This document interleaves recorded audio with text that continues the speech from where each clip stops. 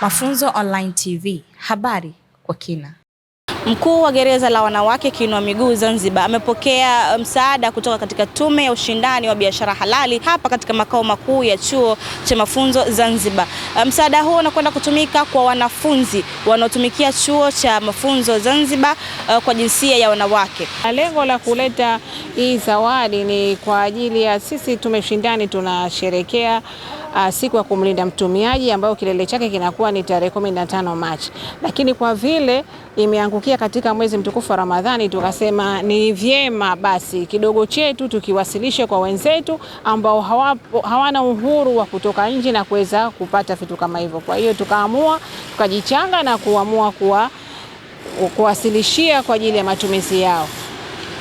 Tume ya Ushindani Halali inasimamia haki, usawa na usalama wa bidhaa na tunamlinda mtumiaji. Kwa hiyo kwa vile na wao ni watumiaji, basi tukona ni vyema tuwajali kwa kile ambacho tulichonacho. Nashukuru Tume ya Ushindani wa Biashara Zanzibar kwa kutuletea msaada huu kwa wanafunzi wetu, rumande wetu waliokuwa gerezani. Tunaomba na wengine wenye kutusikia waje watusaidie, ili hawa watu ni binadamu kama binadamu wengine.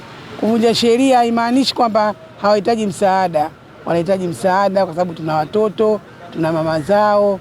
Tunaomba sana sana na tunawashukuru sana kwa kutuona na kwa kututhamini. Wale ni binadamu. Binadamu anapokuja gerezani, na hasa mwanamke atendi kosa kwa kupenda, kwa vishawishi, kwa kila aina ya matendo. Na ndio maana anapotoka wampokee kama mwanamke, kama mtoto wao, kama rafiki yao, ili na yeye ajihisi kwamba alipokuwa amejifunza na hataendelea tena kutenda makosa. Nikiripoti kutoka makao makuu ya Chuo cha Mafunzo Zanzibar, mimi ni Demila Ubwa, Mafunzo Online TV, habari kwa kina. Mafunzo Online TV, habari kwa kina.